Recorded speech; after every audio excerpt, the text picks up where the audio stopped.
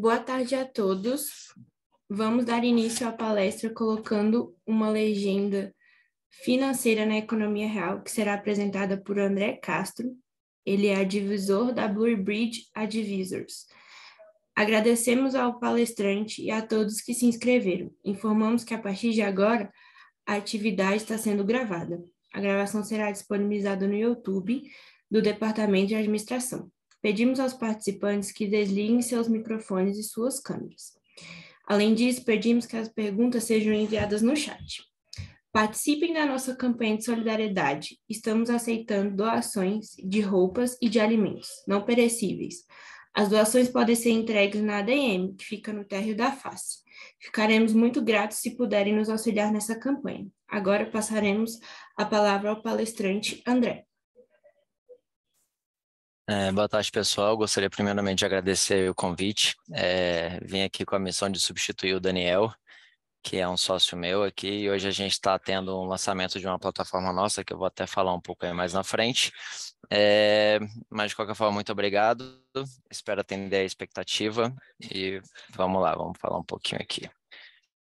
Vocês estão vendo a minha tela de compartilhamento? Então tá. Deixa eu tirar isso aqui só. Bom, a gente estava conversando aqui, eu pensei um pouco em falar sobre como é que eu vim construindo e como é que eu vim parar como advisor aqui na Blue Bridge. Quando a gente fala de fusões e aquisições, a gente acaba trabalhando várias vertentes diferentes de um mesmo negócio. Então, eu vim do direito, eu me formei ali em 2006, acabei advogando durante 8 anos, então trabalhei desde na área trabalhista, na parte de contratos, na parte de consumidor, fiz uma pós-graduação em Direito da Economia e Direito da Empresa na Fundação Getúlio Vargas, de Relações Institucionais e Governamentais no IBMEC, porque assim que eu parei de advogar mais contenciosamente, eu comecei a trabalhar um pouco com a parte de relações governamentais institucionais. Eu sempre fui uma pessoa muito de relacionamento, eu sempre acreditei muito no relacionamento como uma fonte de trabalho. Eu vinha construindo isso e, de certa forma, eu até construí uma trajetória sem querer, eu brinco, porque eu vim construindo os relacionamentos dentro de um setor, dentro do direito, na parte da advocacia, fazendo comercial com clientes. Depois eu passei um pouco para relações governamentais, que o relacionamento em si é o objeto do trabalho, então acaba sendo foi onde eu acabei desenvolvendo mais essas habilidades. Naturalmente tive que estudar um pouco a parte de regulatória de congresso e tudo mais, e mais um pouquinho à frente surgiu um convite para avançar ali no mercado financeiro. Foi um desafio, como vocês podem ver ali, eu gostei de alguns desafios da minha vida. Eu resolvi estudar um pouco esse mercado, via que era um tipo de conhecimento que iria me agregar de qualquer forma, né, independentemente de trabalho ou de vida pessoal. Saber de investimentos nunca é pouco, né? A gente pode trazer benefícios pessoais para nossa família. Inclusive, hoje sou eu quem faço a gestão da estrutura da minha família nesse quesito. Então, eu comecei a trabalhar com o mercado de capitais, ou seja, vim juntando ali um conhecimento jurídico, vim juntando um relacionamento, que eu conheci várias associações, várias pessoas, vários setores e segmentos diferentes, agreguei um pouco de mercado financeiro, foi quando eu talvez tenha me visto preparado a trabalhar um pouco como advisor aqui na Blue Bridge. Hoje o meu trabalho essencialmente é fazer uma intermediação entre os nossos clientes e a nossa equipe, também prospectar clientes, entender como é que são suas necessidades, olhar para o mercado como um todo e vendo como é que a gente vai se posicionando ao longo disso tudo. Hoje, eu falar da Blue Bridge sem eu falar da Bluestone, de certa forma, não faz muito sentido. Por quê? Porque o grupo Bluestone ele surgiu de spin-offs de vários outros mercados que a gente foi percebendo. A Voga Investimentos é onde tudo começou, onde hoje a gente tem uma base de 4.000 clientes e é onde a gente começou a perceber que no nosso relacionamento com os clientes a gente tinha ali uma possibilidade de entender melhor as demandas. A gente passou a conhecer esses clientes, a gente passou a olhar para ele com outros olhos e disso foram surgindo várias outras empresas, desde a Voga Securities até a B Consultoria, até a parte de mentoria financeira, a Blue Metrics, que é a nossa gestora, a Blue Bridge e o Bridge Hub. A plataforma que eu falei para vocês que a gente está lançando hoje é justamente o Bridge Hub, que é uma plataforma de equity crowdfunding. Então, falando um pouquinho mais sobre Blue Bridge, como vocês podem até perceber pelo nome da palestra, a Blue Bridge é uma assessoria especializada ali em fusões e aquisições, né? Essencialmente, a gente trabalha olhando para o mercado, entendendo esse posicionamento, entendendo um pouco quais mercados fazem sentido a gente avançar, quais não fazem e como a gente faz. A gente entrega alguns tipos de produtos diferentes, né? Hoje a gente tem tanto valuation, quanto o plano de desenvolvimento de plano de negócios, quanto o levantamento de capital e tanto o equity crowdfunding, que é justamente o que a gente está lançando hoje. Falar de fusões e aquisições, eu sempre tento tirar um pouco das expressões em inglês, apesar do meu time brigar comigo, eles gostam de merger and acquisitions, mas eu prefiro fusões e aquisições. Essencialmente, é uma matéria traduzida pela lei das sociedades anônimas, né? Então, ele fala assim: sempre que duas empresas se combinam, extinguindo aquela e se combinando numa nova, a gente pode falar de fusões e aquisições. O que a gente enxerga como propósitos que podem permitir permitir não, na verdade, que podem estimular, né, alguma empresa a buscar uma fusão, uma aquisição. Enquanto sinergias operacionais, administrativas, tanto questões de benefícios, a gente sabe que hoje o Brasil, como é um país com proporções continentais, então a gente olha para ele com diferentes regiões de benefícios, isenções, enfim, a gente tem ali uma série de competitividades entre os estados que isso acaba impactando diretamente nas empresas. Então elas olham isso como uma parte da estratégia delas de consolidação de mercado. Fortalecer barreiras de entrada, que a gente sabe hoje que mercados que contam com barreiras de entrada são mercados mais suscetíveis de investimento, né? Isso é um diminuidor de risco. E quando a gente fala de fusão e aquisição, a gente está sempre olhando para o mercado como um risco. Parte do nosso trabalho, inclusive, é essa avaliação de riscos inerentes à operação. A gente sabe que existem operações que acabam numa relação custo-benefício não fazendo muito sentido, porque ela traz mais riscos do que benefícios, então é o tipo de operação que a gente já começa a pensar em outros modelos que façam mais sentido, porque senão a gente não vai ter nenhum interessado naquilo. Motivações da questão dos sócios, o que é isso? Cansei.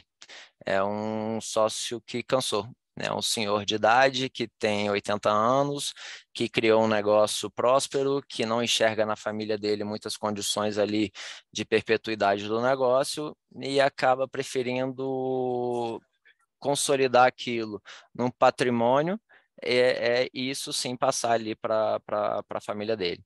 E o crescimento e a expansão do mercado como um todo. Isso a gente vai falar um pouquinho mais na frente, porque é uma parte bem legal que a gente traz, inclusive, aqui. Como eu falei, a própria Blue Bridge, hoje, ela é fruto de um spin-off das empresas do grupo Bluestone, né? O que seria um spin-off? Acho que vocês vão, talvez seja uma das expressões que se esteja mais acostumado, que a gente vê muito hoje no mercado, principalmente de startups, né? Que uma startup começa a trabalhar com um produto, ela vai testando aquele produto, ela vai avançando naquele produto, em dado momento ela entende que o mercado não quer aquele produto, ela começa a testar outro e vê que aquele outro mercado, aquele outro produto tem muito mais aderência, então ele faz um spin-off, ele começa a seguir aquele novo mercado como se fosse o propósito principal dele. A cisão, ou seja, uma empresa que se divide em duas, joint venture, a gente acaba vendo muito esse modelo de negócio quando a gente acompanha um pouco o Conselho Administrativo de Defesa Econômica, né, que são empresas grandes que vão se unir para consolidar um mercado, né? Ou então para criar um conglomerado como a Ambev, por exemplo. Então, a gente viu ali empresas como a Antártica e a Brahma se consolidando para criar um conglomerado que permitissem a eles disputar um mercado internacional. Ou seja, é um tipo de fusão e aquisição e que normalmente vai, como envolvem players muito grandes, vai passar por um órgão regulador que vai dizer, inclusive, se aquilo ali é benéfico ou não para o mercado como um todo. A fusão, que é a mais simples de todas, né? A gente trabalharia ali um pouco no mesmo sentido da joint venture, mas a gente não teria tão macro grupos envolvidos.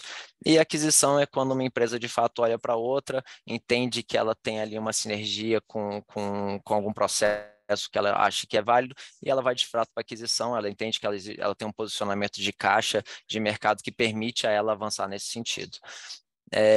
quando a gente trata dentro de fusão, alguns modelos de fusão fazem sentido. O mercado olha para as variáveis e enxerga ali eventuais possibilidades. Aqui a gente tentou trazer um pouquinho do que vocês vão ver se vocês pesquisarem ali na internet, né? Então vocês vão ver, por exemplo, a aquisição da Renner pela Uello. Aliás, a Uello pela Renner. É um case interessante porque Renner, a gente tem um mercado de varejo super consolidado, lojas físicas, instituiu um marketing digital, até mesmo por conta da pandemia. A gente vê ali que o ganho de sinergia, eventualmente, num processo de logística faz muito sentido. E é justamente isso, a Well era uma startup que desenvolvia o processo de logística e eles viram naquilo uma oportunidade de não preciso desenvolver um setor de logística, vou comprar logo quem já faz isso e faz bem. E eles adquiriram aquilo ali como uma metodologia de fusão vertical. Na fusão horizontal, a gente vê ali o M. Dias Branco, que é uma marca bem conhecida, né, de alimentação, comprando nossa, me fugiu o nome, a Jasmine. A Jasmine era uma empresa de alimentos mais orgânicos, de alimentos que tem gluten free, e todo esse tipo de abordagem que a Dias Brancos ainda não tinha. Então, eles olharam para ele e falaram, poxa, eu posso consolidar aqui ainda mais a minha participação nesse mercado, consigo aproveitar um pouco do que eu já tenho de linha produtiva, já olho para isso tudo e aumento ali, faz muito mais sentido para mim.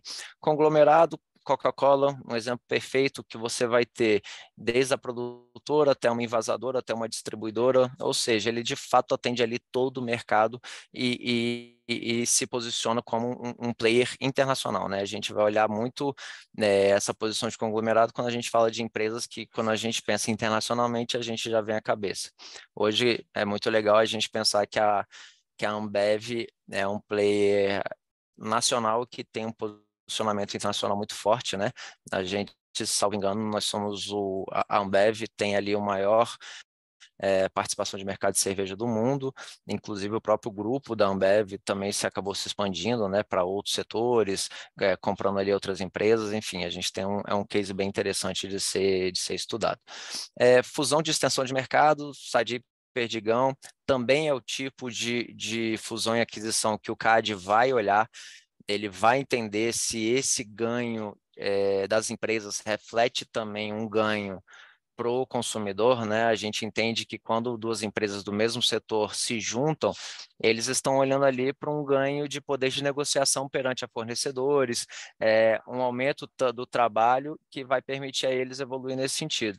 E, por fim, a fusão de extensão de produto, que foi o que eu falei da Ambev ali, e suco do bem, né? A Ambev refrigerante, cerveja, ainda não atuava tanto nesse mercado, e faz total sentido, né? Quando você vai olhar ali para um freezer em qualquer lugar que você vai, faz muito sentido que tenha, junto às cervejas, a água ali, um suco que entregue ali uma vertente de mercado nova, né? Que é essa questão dos sucos, dos envasados mais naturais.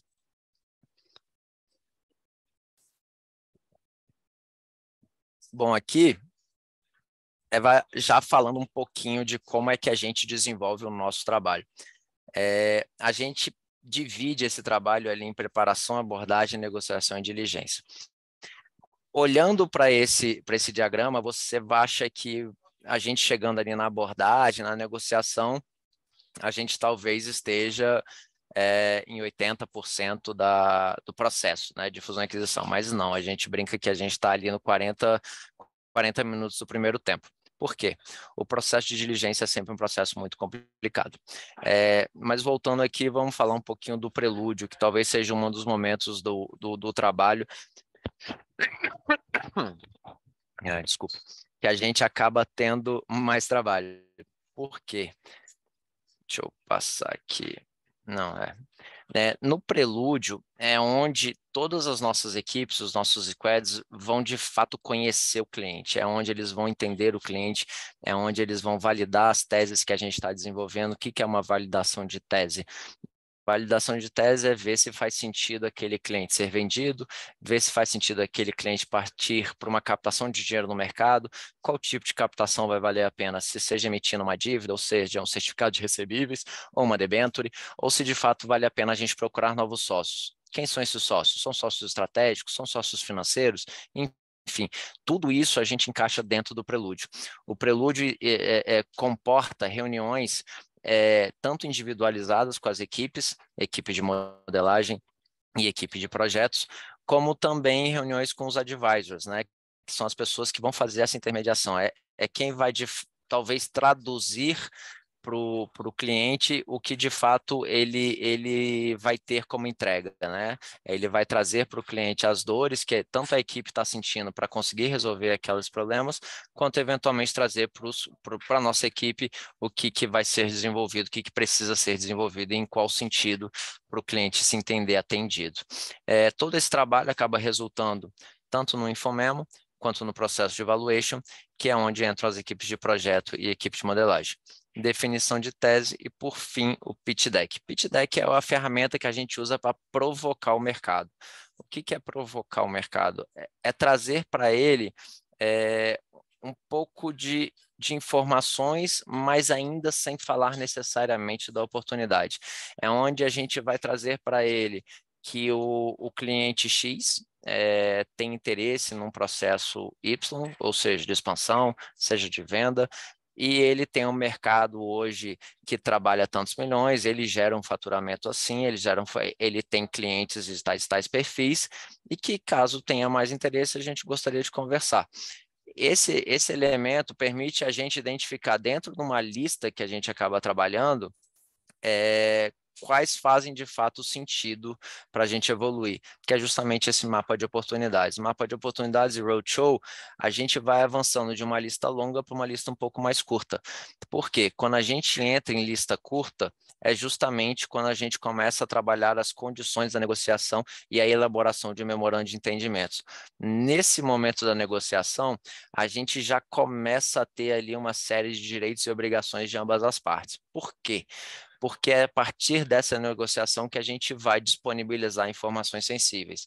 Aqui, por exemplo, no processo de fusão de empresas do mesmo setor, a gente tem que considerar que eu vou começar a passar de uma empresa para outra toda a inteligência de negócio que foi desenvolvido naquilo.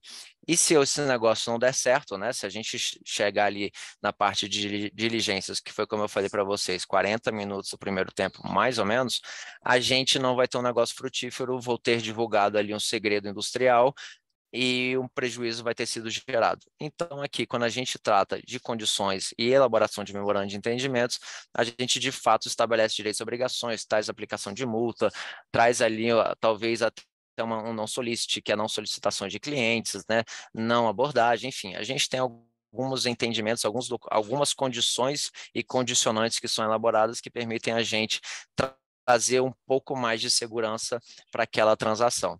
Por fim, diligência. Por que eu falei que é 40 do primeiro tempo?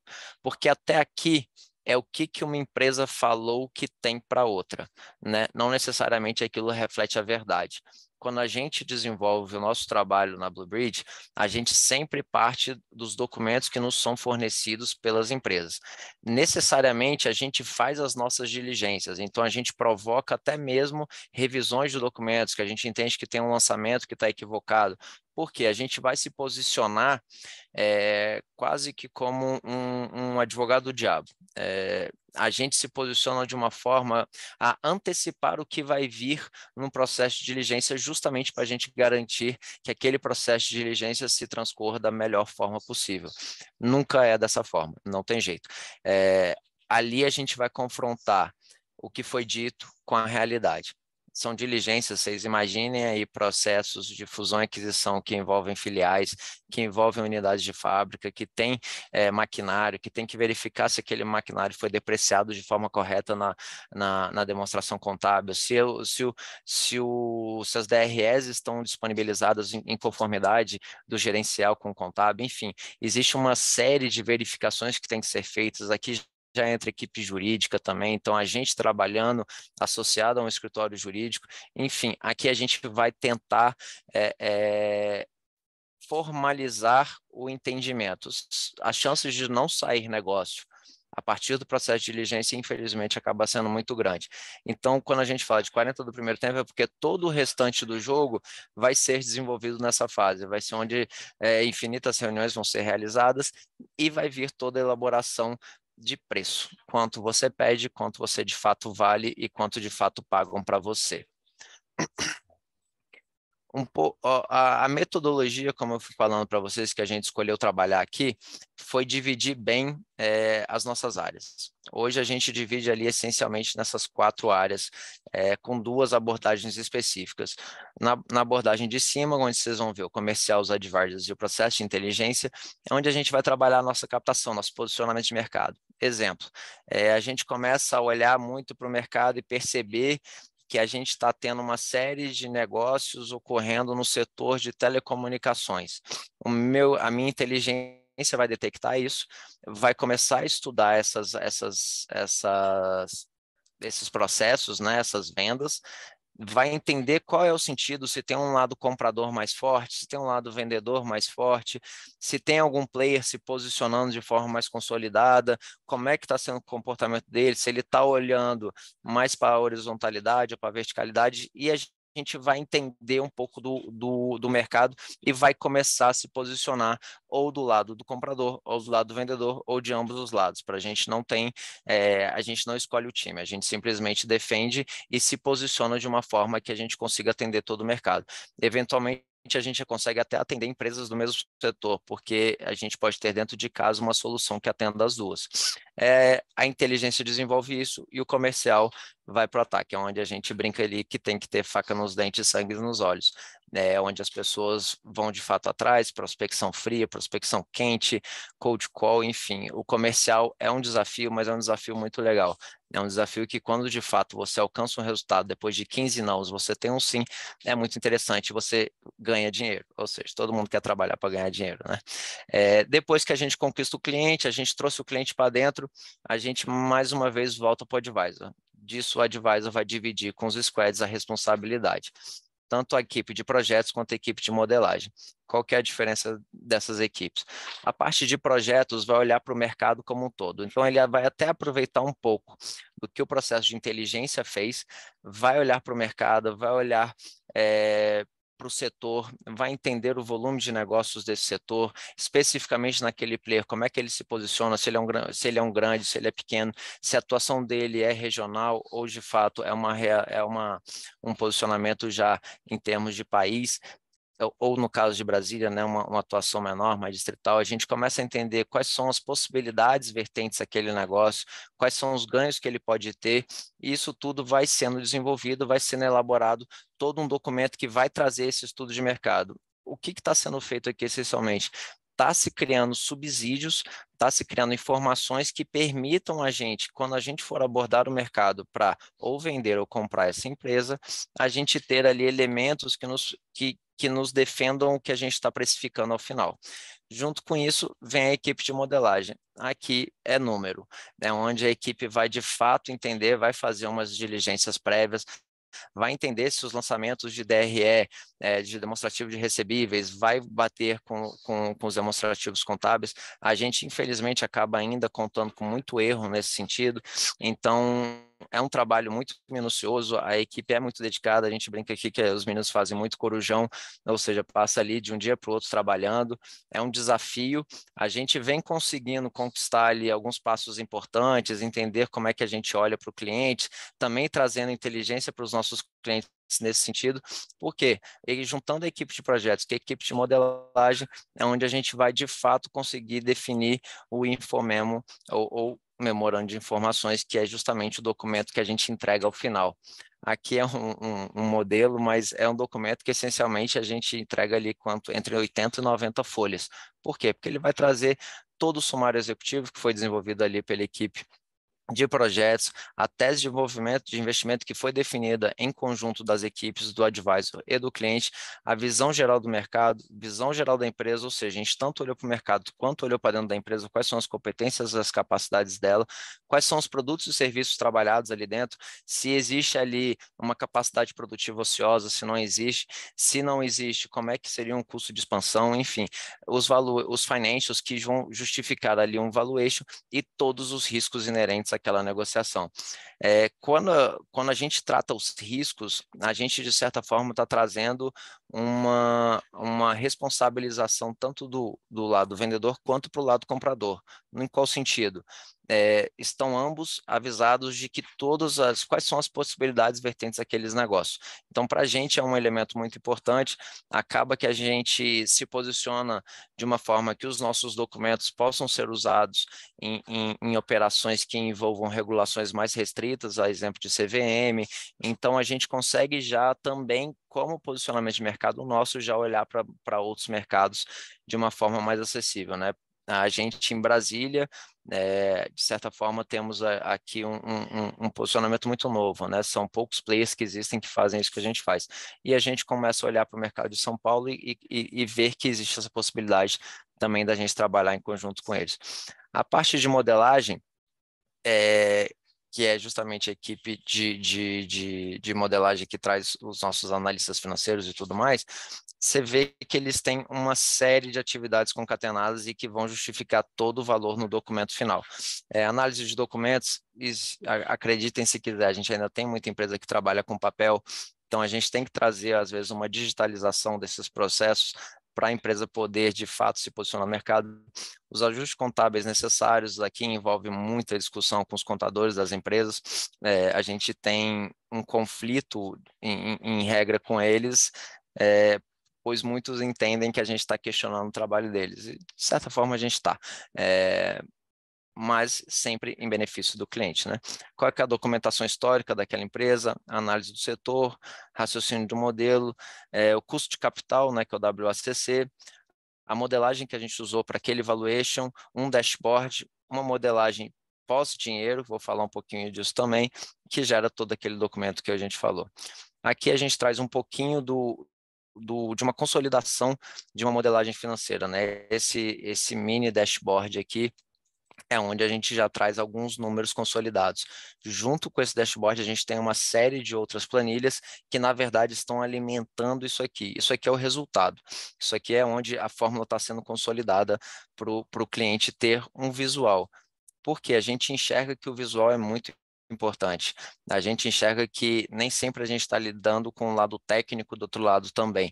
Então, a gente trazendo esse tipo de abordagem, a gente vê que o cliente consegue não só entender o que de fato ele comprou, como ele consegue dar valor à entrega. E também, quando ele participa de um processo de venda mais ativamente, ele consegue defender os pontos juntamente a nós. Então, isso aqui traz muito mais um aspecto visual que permite a gente ter esse relacionamento com os nossos clientes. O valuation post-money, que eu falei que ia falar um pouquinho, é porque a gente hoje vê muito valuation pré-money e valuation post-money, né? O valuation post-money, a gente está considerando que o dinheiro vai entrar na empresa. A gente tem duas modalidades ali, de cash in e cash out. Cash in é quando o dinheiro entra na empresa para alguma destinação específica e cash out é quando você tem ou os sócios vendendo a operação inteira e botando um dinheiro no bolso, ou eles vendendo parte da operação deles e também botando um dinheiro no bolso. Ou seja, o valor da empreitada não muda. No cash in, não, o valor de fato muda. A gente tem aqui uma definição de equity no valor de 150 milhões, foi adquirido 40 milhões, quanto é que é 40 milhões em cima de 15? Não, vai ser em cima de 190 milhões, porque agora a empreitada tem um valor total de 190 milhões, ou seja, ele vai adquirir 21,05%. Esse valuation post-money, como eu falei, vai muito aliado à tese de expansão que vai ser adotada para aquele caso específico. Pode ser aquisição de maquinário, pode ser a definição de novos cursos e qualificação de equipe, pode ser expansão de infraestrutura, investimento em marketing, expansão de equipe. Essa tese de expansão, inclusive, é o que nos vai orientar quando a gente vai olhar para os players que a gente vê como possíveis interessados naquele case. Hoje a gente tem dois essenciais grupos, que são players financeiros e players estratégicos. Desculpa. Os players financeiros, de fato, a gente olha tanto para fundos de venture capital, quanto venture build, quanto private equity, quanto family offices.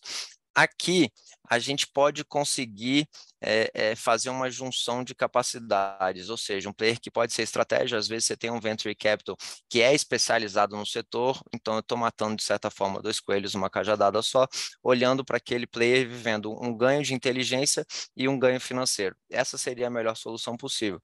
Mas também nem sempre é de interesse do investido ter esse tipo de de participação nova. Às vezes ele de fato só quer o dinheiro, ele quer continuar o negócio dele, ele não quer uma pessoa nova dando pitaco, trazendo ali uma nova abordagem, uma nova perspectiva para o negócio dele. E aí é quando a gente olha para o dinheiro essencialmente, né? Então a gente vai olhar aqui. E os players estratégicos, de fato, é quando a gente olha para o mercado, a gente vai entender se, dando um exemplo que eu utilizei do caso Renner, se a gente estivesse posicionado pelo caso do player de logística, a gente ia olhar para o mercado e entender quais players fazem sentido me olharem e virem em mim valor com ganho de eficiência. Então, a gente vai começar a prospectar esses players, então a gente provocaria um grupo Renner, a gente provocaria outras redes de varejo, comercial, enfim, a gente começaria a provocar disso justamente para trazer esse player estratégico como um possível adquirente nesse caso específico. Com isso, quando a gente vem terminando esses trabalhos, depois de um longo processo, a gente acaba tendo diversos produtos na prateleira, né? Então, a gente acaba desenvolvendo várias oportunidades de negócio. E trazendo um pouco do tema da palestra para a realidade, quando a gente fala de economia real, é quando a gente fala de negócios que você vê na rua. Então, são negócios que você não vai, por exemplo, investir via mercado de capitais.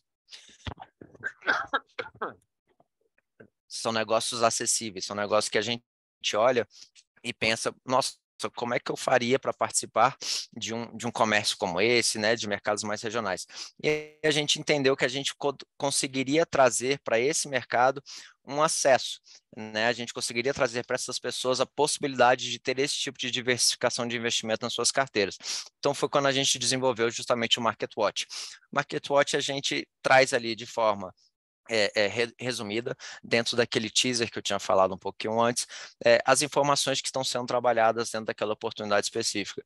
Hoje, por exemplo, a gente tem um player, que é um parque aquático, que está fazendo uma captação para um processo de expansão de marketing, que a gente vai disponibilizar também nesse Market Watch. Ou seja, a gente não só consegue acessar a nossa rede de contatos, a nossa rede próxima, né?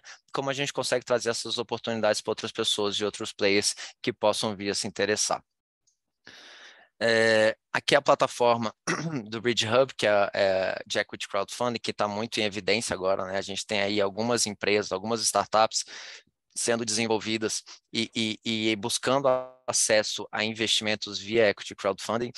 A plataforma está sendo lançada hoje, inclusive, a gente está aqui numa correria bem grande, mas é onde a gente já faz uma captação aberta, né? Então, onde a gente já pode fazer uma oferta pública. Para quem quiser entender um pouco mais, a gente tem pela CVM, dois tipos de ofertas muito claras, as ofertas públicas e as ofertas restritas. Quando a gente trata de ofertas restritas, a gente tem um número de prospects limitados, a gente tem um ticket mínimo necessário, a gente tem uma definição de perfil de investidor também necessária.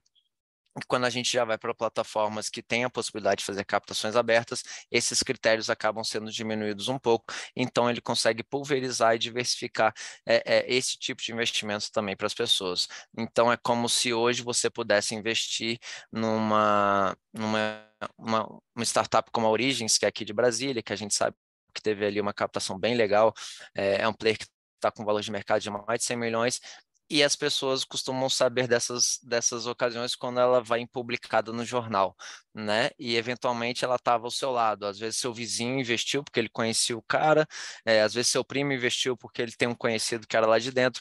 E aqui é justamente para a gente tentar trazer essa possibilidade para mais pessoas. É um mercado muito interessante, naturalmente é um mercado de risco, mas como todo risco, ele deve trazer também um benefício proporcional. E aqui é justamente onde você vai diversificar sua carteira, trazendo aquela parcelinha de risco ali, prospectando ali ganhos maiores. Bom, gente, queria agradecer aí o convite. Espero ter atendido um pouco também as expectativas. Esse é o meu contato, vocês fiquem à vontade ali para entrar, bater papo, enfim, estou realmente à disposição. Eu fui cobrado aqui, então, até para quem se interessar mais, a gente está com uma vaga de estágio aberta, a gente está querendo trazer ali novos talentos, a gente gosta de investir muito no pessoal tanto da administração quanto da parte de engenharia de produção. Então, são pessoas que a gente olha com bons olhos. Vocês fiquem à vontade de mandar seus currículos. Só peço que, se for mandar o currículo, manda para comercial@bluebridge.com.br. Hoje a gente está ali em praticamente 5 estados: Brasília, Goiânia, Belo Horizonte, São Paulo e Itajaí. Então, querendo, fiquem à vontade aí, estou à disposição. Obrigado.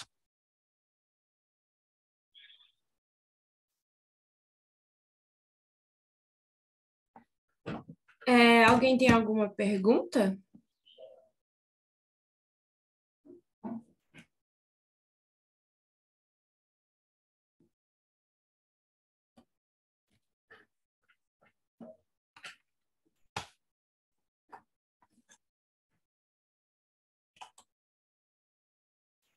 André, então podemos finalizar?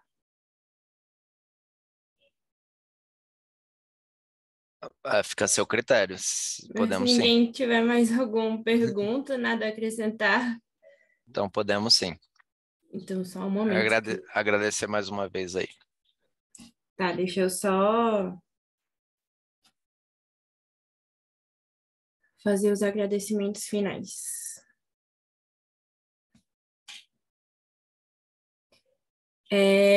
Assim finalizamos a palestra colocando uma legenda financeira na economia real.